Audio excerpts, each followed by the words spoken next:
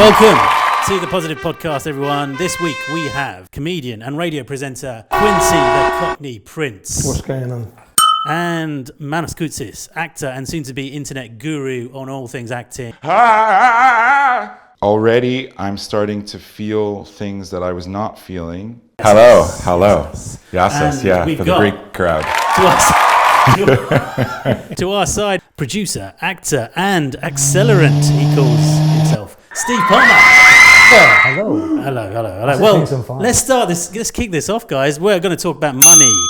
Steve. Yes. Why are you so rich? I'm not. I would not consider myself to be rich whatsoever. Tell us about richness, because I tell you why. I'm getting a lot of social media these days about these young kids telling us about how they should invest this money. You put a bit of money here, you get a bit of money, and then you'll be a billionaire by next week. Steve, tell us, what's the truth in that, and have you seen this stuff? Yeah, I've seen lots of it, and I think it's kind of slightly damaging, to say the least. I think there's only one fail-safe way to make a lot of money, and that is to invest it wisely over a long period of time. There's no shortcuts. Sometimes people do get lucky very quickly. But I think otherwise, anything outside of that is gambling. And I think everyone needs to understand and recognise that. There's a hell of a lot of stuff out there, lots of different platforms, a lot more choice, a lot more accessibility, I would say now, than there was 10 years ago. Quincy, Manos, do you guys do I was intrigued by listening to the guru across the table to me. I'm taking notes. notes. Money, to be taking notes here, and the fact that I think the first thing is to literally understand it. I think we've grown up in a day and age where we don't know to understand money and how money works. Yeah. If you're from a working class background, we're taught how to spend it, and we're taught how to put it into different systems like buying houses and putting it into different platforms, but we don't know how to appreciate it. So to become rich, first things first, learn how to understand and appreciate money. I'm saying that now because I've lost a lot of money. And if I be real, my dad was a gambling man, and as I said, there were times where he came home on a Saturday with his face like perky, but those are too and far between. So I learnt my lesson by seeing first and foremost what it was like to lose money. You know what I mean? By my dad's impression on his face.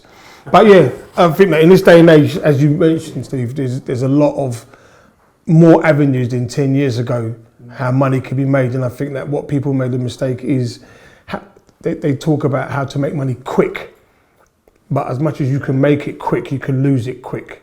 And I think that there needs to be a balance. So understand money, understand it like a female. Understand the female before you have longevity with the female. Manos. Or the male. Manos, females and your bank balance, how are they doing? Both are doing poorly. No, I'm joking. I'm actually very blessed to have a girlfriend, and this older guy said, you know, I was once complaining, and he said, you should look at what you have. It's wonderful, you know. Because he was looking at what you had. Yeah. he was. And I appreciate that. I do appreciate when another man checks out my girlfriend. It makes me feel good. Yeah. You know what I mean? It's like, at one point I was like, why is no one checking her out? You know? And then someone was flirting with her, and I'm like, I love this guy. You know? But how about the stuff the kids are playing with, Bitcoin and stuff like that? Yeah, I mean, let them pay. What I want to say about Bitcoin, I think it's kind of impossible now. I don't know what the future of it is, but what I find hilarious about Bitcoin is that the original billionaires of Bitcoin were all potheads. Because what happened was Silk Road, the illegal internet was out, and you needed Bitcoins to buy drugs illegally on the black market, and they posted to your house. Preach! And so one Bitcoin was peanuts, and they were just using it to buy drugs, right? And then all of a sudden, Bitcoin exploded, and these potheads became billionaires. If this was a church, I'll be speaking in tongues right now. How lucky can you get? And I think everyone's sort of chasing that, and everybody's saying, oh, the second, third coming of Bitcoin is coming. I think it's more likely Jesus is going to come back than, before the second coming. And this is the thing, Bitcoin. they're not teaching people, there's two types of digital currencies in Bitcoin. There's the decentralized, which Bitcoin originally is, and there's they're gearing, this is going to be very conspiracy, but they're gearing us down the road to be centralized, where literally everything that you do, they can monetize to what you're spending it on, and that messes up my tax year. And the kids who do make lots of money on Bitcoin, they end up serving a life sentence in prison. If you just look at Sam Bankman-Fried, which is fascinating. Preach! He has, He's been released, isn't he? Really? Yeah, Steve, when was he released? Steve, get in here. You know about this. I'm happy he's released because do you know what? He looks so young and innocent, and it's like that guy's gonna spend his life in jail. And and you mentioned about potheads, because he's the son of billionaires. Yeah. Is he really? He's the son of billionaires, and he donated a load of money to the Democrats. Yeah, he had a hell of a lot of money when he started out. So he had a little, what do you call it? A little leg up, so to speak. Yeah, so a small one. Yeah. He wasn't going in. He wasn't picking cotton, or he wasn't out there in the streets in the rain. So tell us about what's going on now. Then, what in terms of like what's happening? What are we? How can I be rich, Steve? Tell me. Who is talking? Who was that? Who was that guy in the room? I think the thing with Bitcoin is, my relationship with Bitcoin started a long time ago, and I actually walked away from a particular offer that came through because I didn't have a clue at the time. And that was when we'd opened up an agency back in 2008, and a guy walked in off the street into the agency and started talking about the fact that he needed some branding, he needed a website, he needed all these different things doing. I was like, that's really interesting. And he was talking about this kind of fintech kind of element of it, and I was like, okay, great. And I was taking all these notes, and he said, look, I don't have any money to make this work, but what I do have is the currency which is going to be the future, and it's called Bitcoin. And so I'm going to be paying you with the Bitcoin to whatever it's going to cost in pounds. He's got some balls in Bitcoin. Yeah. So we're talking about at the time it was about maybe £15,000 worth of work, and he was going to pay £15,000, 15,000 bitcoins is what it would have been. And I said, look, let me speak to my colleagues and I'll get back to you. And I walked into my colleagues and I told them about it, and he left, and we all just laughed and thought, this is absolutely ridiculous. Are you going to say that 15,000? It would have been 15,000 bitcoins. Bitcoin now I think it's just got to about $93,000. It's shot now. It's got this for one. Yeah, about $93,000. Oh, so it's gone pretty up. Yeah, it's gone up. I remember a year or two ago. There was a time. The Croydon thing is interesting because there is a story, and I don't know how true this is, and anyone that's obviously the 25 subscribers that watch this may be able to tell us. I don't know. 26. Okay, great. There's a pizza that was purchased. That was as part of the first transaction between the guy that was in the US wanting to order a pizza, and he got in contact with the guy that happened to be in Croydon who got the pizza kind of purchased or whatever. And there's like the pizza. There's a day apparently in Bitcoin history where they talk about which would have been. It has to be blockchaining came about. That's it. Yeah. So that's. I don't know a lot. It's a crazy thing. But the thing is, for me, blockchain aside, but Bitcoin, I kind of look at it as being cryptocurrency. It's a bit like Monopoly. It's a bit like Monopoly money, where if you're playing the game with other people, everyone believes that there's a value in the money you're exchanging between each other.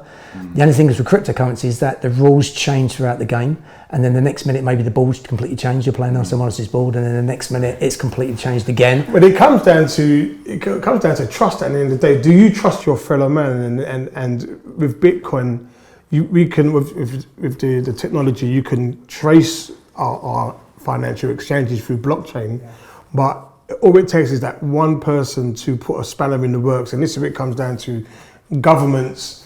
Are they really going to allow the average citizen to be expressive with their money and do what they want to do with their money? They want to bridge that gap between the 1% and I won't say the poor, but the needy, so to speak. So this is why Bitcoin does work. You can make a hell of a load of money with Bitcoin, and it was the example of governments made it out of their way to ban it, like the old pyramid system. Again, comes down to trust. But going back to making money quick in young people, I think one of the ways to make money quick, learn to play a game, be a gamer. Yeah. You know what I mean? What do you mean? As in basically learn to play like Call of Duty and play it online or FIFA. You can get paid on Roblox now. You can work for IKEA on Roblox. What? Yeah. So you'd be a gamer. It's just basically, remember all those computer games you played back in the day to kill time? Yeah. Now children are getting paid for it and streaming. There's a guy called Kai Cenat who's making... Where's he from? He's from New York, America, but he's like the #1 streamer. Okay. And he's famous for playing games, but he just literally just plays games and streams. Hold on, this is isn't this pyramid, that 1% of anything? Like, it's the same with acting, comedians, whatever. It's like sports, yeah. Is in video games, esports. So esports is the way forward. And you thinking, surely there must be a lot of competition with that. How many people are doing that? There's a lot, and apparently the Koreans are the best at it, from what I've heard. Yeah. Yeah. Well, when you're stuck in your house, you know, what I mean, and you're not allowed to go anywhere, you become quite good at most stuff. But I think that I can't speak for anybody else, but I just missed the boat when it comes to the old streaming and the technology. I'm old school. I'm old. Put a suck over your face. I play a lot of online poker. I play online poker for small amounts, and now the game is so hard because everybody knows how to play, right? But the golden age was the early 2000s, where if you knew how to play, you could make tons of money from playing online. But now it's like, even at the smallest stakes, a lot of people they know the ABCs of poker. But with poker as well, it can be gambling, but you have to treat it as a business. So you just play like basically whatever level. I play the £5 games, right? So is that like the pound stretcher of poker? Yeah, and because you can play at these low amounts. But if you're playing the 5, you need to have at least 30 times the buy-in of the game. That's so like a business is you have all that capital. Right, so because it also makes you play more fearlessly, and that you can afford to lose because you'll go bust many times. And then once you accumulate enough money for the next level, which is the £10 games, then you try playing 5 to 10 of those, and if you lose all the money on 5-10 to those, you go back to the previous level, you rebuild, and then you go back. And that's like the proper way to move up the stakes. I've never been fascinated with poker. Any game where you can't smile, you can't grin. It's no longer a game. It is now. Online though, you can do whatever you want. Online, you can. Do you smile when you're playing it online? No. There you go. No, I'm focused. But it helped me through. That's what I did during COVID. Okay. During COVID, in the beginning, I was freaked out, and then I started playing online poker, and it just took my mind off of everything. Poker reminds me of. And then reminds me of a gangster version of blackjack and picking up 10 on a regular basis. Yeah, any game where you can't smile and at least go, that was fun. Yeah. What about playing the stock market, Steve? What about? Stock market. I got involved with share dealing and gambling in relation to kind of day trading and doing bets which way it was going to go back in 2010, I think it must have been, so some time ago. And it was literally just a bit of fun, a bit of gambling. So it was kind of like a situation of, this looks interesting. Maybe there's a strategy here that I can actually try and develop. Maybe I can get a better understanding how it actually works. And the idea being that you could actually bet if a company's going to go in one way or the other way, and then obviously you pick up the money between the two. So it was small amounts of money, and I did lots of training on it, and it was really good fun. And then as soon as I went from the demo account, which I had £10,000 in the demo account, to real money, then it all went completely to shit. And it's because the emotion kicks in and you start to look at it too much and you start to make really bad decisions rather than sticking to an actual strategy. So I then started to follow a guy called Vince Stanzioni. Was you finessed? Was that what, sorry? Was you finessed? Finessed? As in that the dummy account, it gave you a belief that you are good at this? Absolutely. No, I'll see what it was. I think the dummy account and the strategy I stuck to. And so if you can be like a robot, if you can be like a computer, okay, like the trading that happens now, in and out at the right times, based on what's going on with the actual chart, and you stick to it like glue, you can make money. But trying to do it on a day basis, that's not my kind of thing, because you've got to be looking at the screen every single day. Lots of people do it. But 80% of people make losses when they're trying to do it. 80% of your trades will make a loss, and it'll be the 20% of your trades that actually make the money that actually makes up the 80% loss. Right. That seems to be the rules. I then went from day trading into stock market trading, and then picking some right stocks and seeing how they went from there based on the strategy, stuck to it, and then just go long term. And that's working. That's working really well. Do you know what I found funny is like when during lockdown, a lot of people I knew were approaching me about trading and Forex trading, and I'm like, but I've seen your fridge. Yeah. I'm not taking advice from someone who's got a bottle of water and 3 eggs in his fridge. Yeah, it's really can make a lot of money. Well, when I see your fridge fill up, and it comes from people I know. I mean, I do agree. You have to be focused. You have to be I think making money, you have to be emotionless, and that's something I find very difficult to. I had a friend of mine, the same thing, was had a bit of money, decided that maybe someone else would introduce him to this kind of Forex trading, and that there was a platform and it was a game, it was gamified, the whole thing. I was like, this is dangerous, I'm sure it's dangerous, this is just gambling. He said, no, it's really good, I've been doing this in and out at the right times, I'm making it in the demo account. I went, yeah, it's a demo account. So when you go to the real account, what's going to happen? He said, that's okay, because they can leverage it. I'm like, this is mental, you're going to lose everything and then some, because as soon as you go into a leveraged account, then you're losing properly, and it's kind of just doesn't stop. What about explain leverage? What's that mean? So basically, say for instance, you've got £100 that you want to put into it, they can leverage it times 10. So now you're playing with 1,000. But then if you're doing that and you're doing a bet which way you're going to go, and it kind of reverses on you, it goes the opposite way, you're losing 10 times more than you've actually got. Right. So straight away you can be losing 1,000, 2,000, 5,000. Like Man City, City. I know that. Yeah. Leverage betting.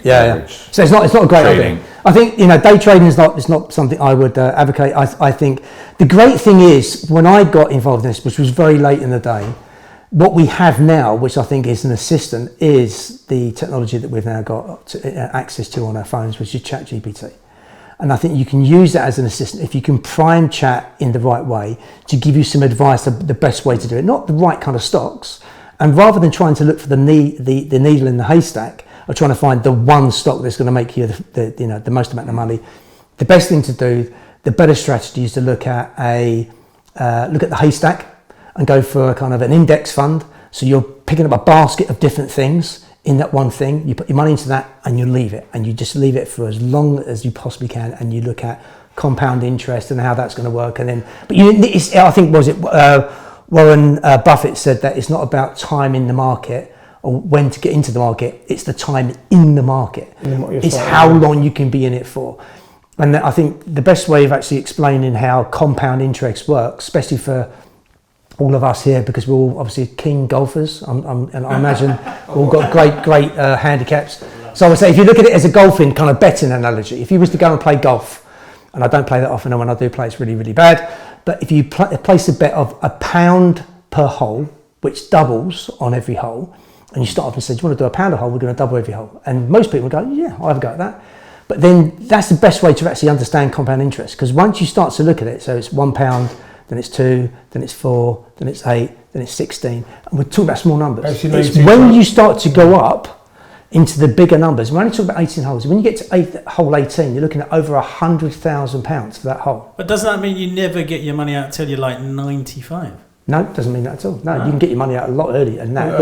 I mean, in a game of golf, it's only 4 hours, so you can get your money out at the end of 4 hours, as far as I'm concerned. But no, that was the best way to actually kind of understand it in relation to how compound interest works. It's about you make small amount of returns in the first few years, but it's not until you get to kind of year 5, 6, 7, 8, 9, 10, and it starts to kind of go up quite significantly. So if you're looking to try and do it, the best thing to do, my advice would be start early, go and find an index fund, put it in there, forget about it, don't day trade, index fund. Yeah, and you know what, I one of the things and on a negative, but we turn into a positive, the amount of millionaires which were made during lockdown and indirectly under people's misery.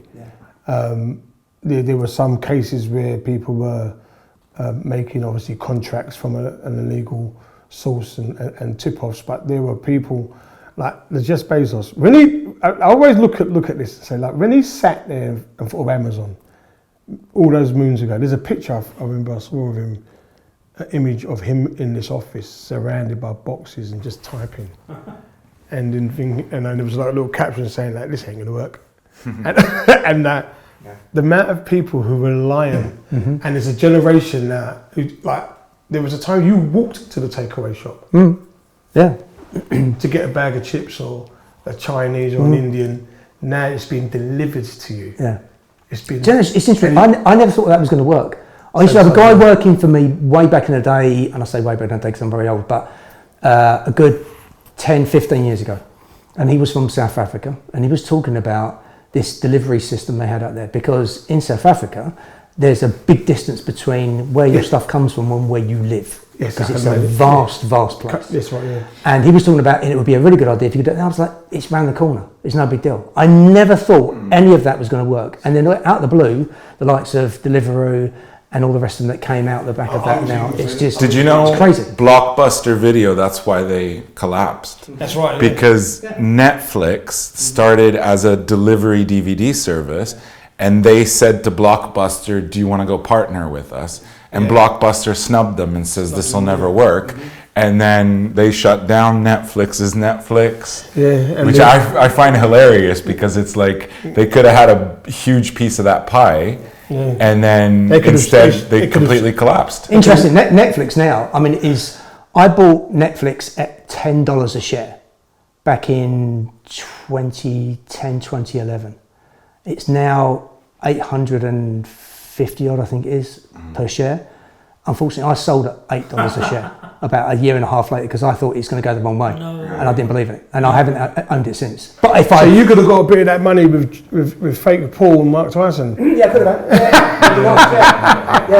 Was it £1 million a punch or whatever it was, or a swing? I don't know if it was a punch, but anyway, Are there loads of stories like that for you then, Steve? You've done, like, you've invested early and then you sold too soon. Oh yeah, loads. There's loads, and you know, even in my older age, where I think I've got a bit more wisdom, I think I know what is the right thing to do. It's very difficult sometimes to hold on to or not allow the emotion to get involved in what you're trying to do, because it's real money, and when you've got your real money on the line, it actually focuses your mind up to a point. I mean, there was a point I was a billionaire for about an hour and 15 minutes about 2.5 years ago. Really? I'll send you the screenshot. We'll put it at the bottom of the show notes so everyone can actually see it. I don't mind showing this. It went up to about 23 billion pounds, not dollars, pounds. Just to be clear here. There was something that went wrong with Coinbase at the time. That's right. And you probably remember this. I was watching a show of my daughter in a play at her college. And I looked down at my phone at the end of the show, and I just kind of saw the numbers were going off the screen in a little kind of like the preview. And I thought, that's kind of weird. And I opened it up, and it just came up, and the spike just went from, it was like flat line, massive spike, and this number at the top that looked like an international phone number. It just was too long. And I initially I just thought that's a lot of money, but I didn't realise how much. And I looked at my wife and I said, I need to go. We're finished. We're done. I'm off. She panics, because I was like, I was in pieces. I didn't know what was going on, and I went back home and very quickly tried to get all the money out, but obviously it was a glitch. It didn't actually happen. So for an hour and a half, hour and 15 minutes, I was thinking about spending the money, and then I could see it going down, and I was even thinking, please, just even $1 million would be nice. Just $1 million. It went from 23 billion down to $1 million, then back down to where it should have been, which wasn't a lot of money. I got a similar story. So when I done the Bitcoin, there was like in my wallet, I probably had about $250,000 USDT in there. But what saved me mentally, I'm old school. So unless I can touch it, it's not mine. So like when people was going through helping me with the money and stuff like that and transfer Coinbase and obviously then Binance went through their stuff, and it was like they were like, oh my God, how much money you got in your, you know, and I was like, that's not mine, that's not mine, and I was taken out. I mean, I'm lucky enough that I what I got out of it, what I put in, I got back, okay. And some. Yeah, okay. So I can't. So you washed your own face and you're happy with that? Yeah. I mean, experience, yeah? Yeah, it was experience. But what I did, what you do when you have that amount of, when you're getting it, and I'm feeling it. Yeah. I'm feeling it. Yeah. You start to plan your future. Yeah. Oh, look at it. I'm planning. You plan, and then the reality check. It's like there's like a government, a cloud above you in your, not even above your head, in your area to say. Yeah. That bro was spending a bit. Yeah. I became friends with. There was one month I was literally eating in the shard like it was a calf. It was, all right, mate. This is full English. This is the shard, is it? Well, this is a shardy English. It's interesting because they did these tests on rich people and normal income people or like poor people, and they found that on the whole, people who have more money start to lose their empathy. And so they did these simple tests, like a series of tests. I forgot who did it. Maybe it was like Yale University or something. But they would do one where they cross the road and they mark what sort of car will stop with you. And obviously the Toyotas, they would stop. But the one that was really stood out was they brought them into the experiment room, and they told them this is just the holding room until we take you to do the experiment. But they didn't know the actual experiment was they had a bowl of candy, and they said to them, this is for some children who are coming in to do another test later, and they wanted to see. And the rich people, they would take hordes of it, but the poor people, they just took one or two, and that was what was incredible about it. Wow. is that you saw that the level of empathy goes down, on the whole. That probably explains why rich people, when they make decisions, they stay rich, because that lack of empathy goes. So when they say, well, I've got to shut down this business, and you're thinking, well, how am I supposed to pay my bills? And then you're thinking, mate, listen, your wage is eating into my trust fund. Like, what's his name? Philip Green, who had Top Shop. Oh, yes, had, like, Mr. Green. Millions of people with pensions. And because, what was it, the story? He turned it, he just said no to all these poor people. Guy's a bit of a, interesting guy. Interesting guy. Like he pulled that back. Not a fan. Let's put it that way. Not a, but I think that there's a touch of narcissistic behaviour, I think, in anyone that is in that kind of position that's running an organisation. Yeah. And you look at even someone like the head of Thames Water, who recently just got a massive bonus. I was thinking, for what exactly? What have you done apart from the shareholders that are, oh, well done, fantastic, excellent job. Whereas everyone else that's obviously experiencing their bills going up and the facts of the water and what's going on, and the pollution, they're like, what's going on? It doesn't make any sense. But I think it becomes very dangerous when you've got people like Elon Musk and Bezos, etc., that have this amount of money and are in the public eye, and in particular Mr. Musk, obviously, with the ownership of X, formerly known as they always say, and some of the stuff he does and what he says. I mean, he is literally become like an absolute perfect kind of Bond villain, hasn't he? The billionaire Bond villain. I think his name definitely would be like Dr. Spectrum. Dr. Spectrum, I think I'd like to call it. Yeah. But I mean, it's crazy because you think about him and you think about he's tried and he's done very well, I think. I mean, like he's a very clever guy, don't doubt that whatsoever. But he's also a little bit kooky, which I kind of get, obviously, with the fact that there comes sometimes hand in hand. He's tried to reinvent the car, and I think he's done really well with that. Reinvented, space travel and rockets. He's now trying to reinvent hate speech as Have you seen these? as free speech. It doesn't make any sense. Have you seen these posts, guys? Like some of the stuff he's talking about freeing Tommy Robinson. He's talking about like It's nothing worse than a billionaire who has got time on his hands. He's a soulless individual, and he needs people more than he thinks he needs people. So there gets to that point where you've got so much money you don't know. If you're those people like those performers, they can sleep with so much different women. They want a different high.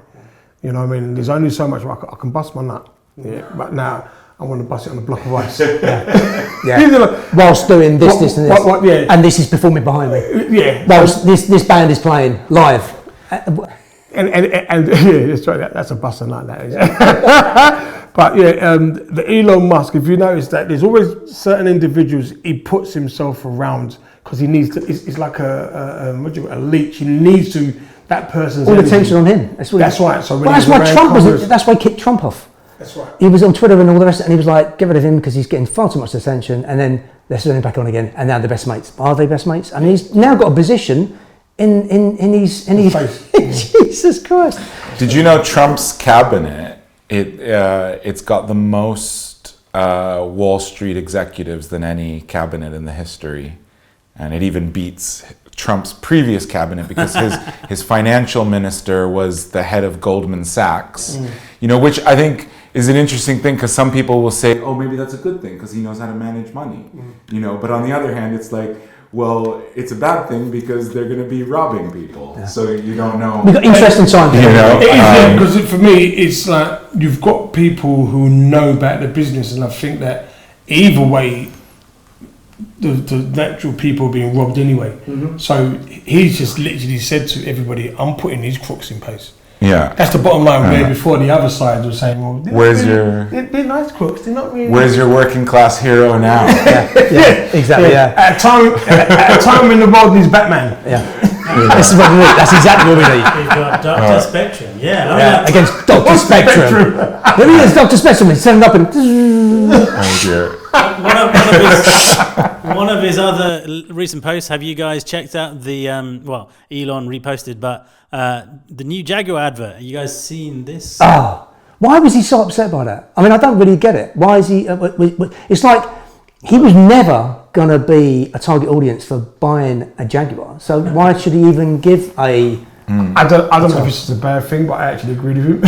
Yeah, but I didn't want to. What's the story with the Jaguar? Okay, changed the logo. They've changed the logo, so they've rebranded, and they've come up with an ad that kind of is part of the launch of the rebrand. Okay. Which they've lost the most, I think, from a car mark, iconic symbol, which is the Jaguar kind of and all that stuff. And they've gone for a type mark, which looks like it's been done on Midjourney or some description. And they, in the ad, they just showed lots of people in interesting kind of colourful type stuff. They're trying to rebrand it to young people. Yeah, I think they're trying. It's a grown man's car. No cars. Obviously, none of the cars turned up because I imagine they were embarrassed about what was going on in the adverts. So the cars were like, "We're not coming," and so they just had all the people instead. But I mean, part of it's like, it's okay. It doesn't bother me. It's like I'm not the target audience. As far as I'm concerned, I'm not the target audience for that ad. I questioned my nationalism to the point, and all of a sudden, I was like, I'm a nationalist because I'm racist, Quincy? Yeah, I questioned because I'm like, I'm pissed. So leave it alone. That is one of the British. It was kind of an iconic. It's iconic. It's like the Mini. It's a risky move, though, isn't it? Because I feel it might actually put people off buying it. But has it worked? I actually know if it's working. A lot of people. Let's put it this way: 250,000 people went onto YouTube to watch it, and everyone's kind of up in arms. But then again, that's the nature, I think, in relation to the psychology of people. If we're talking about a really great advert, like the one that was done by Volvo, was a 3-minute video. That was done by the guy with the DOP from, what's the guy's name? Van Hoytema. That's it. So he did a 3-minute video for Volvo, which is absolutely brilliant. It's really well shot, brilliant story, bit of a tearjerker. Everyone I showed it to, including my son who's in his 20s, my wife, everyone was like, this is really good, really, really good. And it moves you.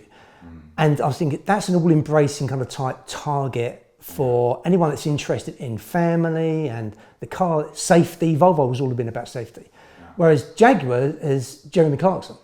It's it's two Jags who died recently, bless him, and all the rest of it.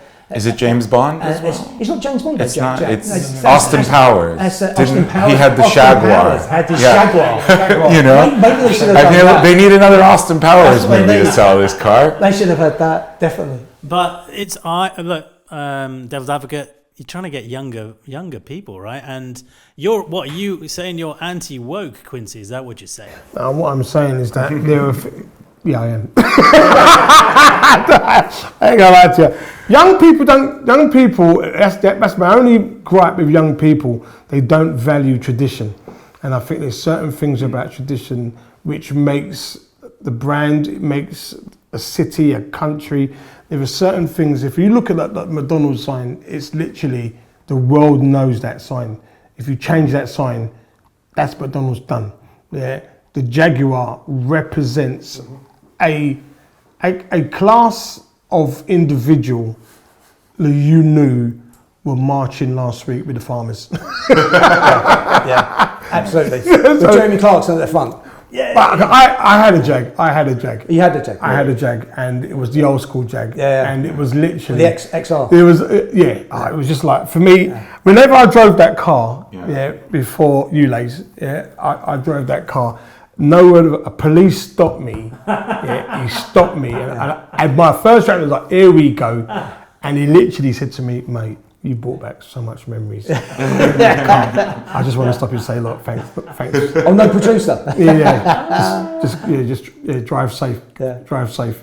You weren't even talking about me. He's like, drive safe. Don't look after the car. Yeah. Don't laugh into the car. But my car turned heads. It turned heads. I mean, it'd be interesting to see what color was it. It was like a dolphin blue. Oh, nice. Very nice. You know, it's funny. I knew this guy, and he had a Cadillac in London. And this was like in the early 2000s, and it was the one that, like you see in the hip hop videos that goes up and down. Oh, no. And it had American license plates. Yeah. So he would park it anywhere in London, put it down, and they couldn't put the boot on, right? Oh, and he just got loads of tickets, but they could never charge him because he had American license plates. Oh. Yeah. So he was just king parking everywhere. Yeah. If they ever find him, I know his name. How did that car fit in the streets of London?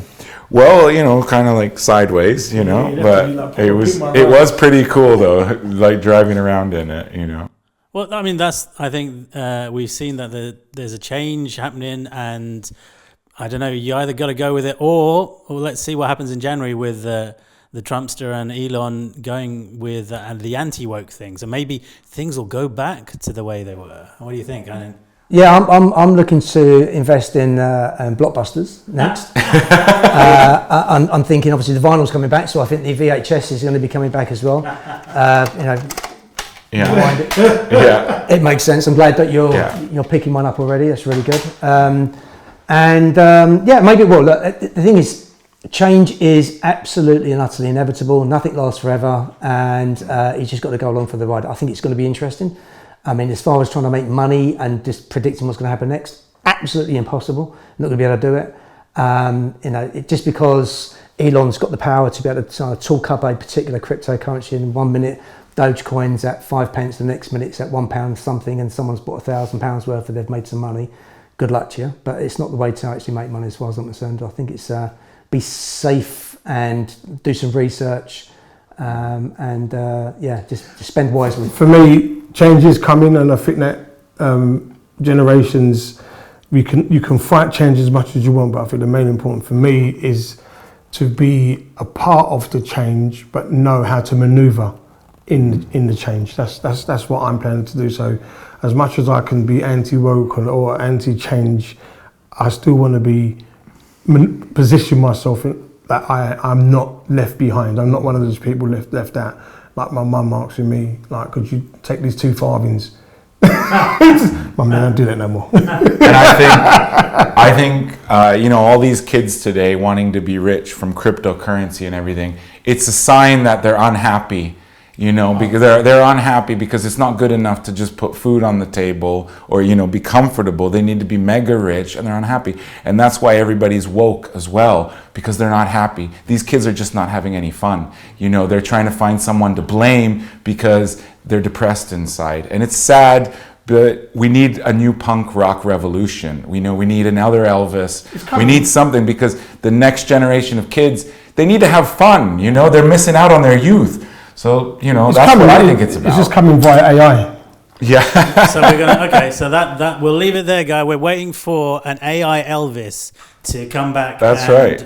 Because Elvis opened up. People were very conservative before Elvis, and then he caused a sort of sexual revolution, and everybody started sleeping with each other, and it wasn't taboo anymore. But it wasn't just that they were sleeping with each other. It was that they were like, yeah, let's be hippies. Let's, I think the danger there is that now it will be sleeping with an AI-generated Tesla robot of some description, which will be controlled by Elon Musk. There won't actually be a real robot. It'll be someone behind it. I mean, I'll take one of those on Twitter, and it'll be streamed live, and people will be paying to watch it as well. Yeah. That's the kind of the future we're looking at. Yeah. Okay, well, that's the end of the show, guys. This show was brought to you by T&K Medical, and we'd like for you guys to know that if you want to become rich, listen to Steve and invest in an index fund. Is that what we're going to take away with this show? We're going to check out index funds. Yeah. Okay, right. That's it, guys. Say goodbye, and we'll see you next one. Bye.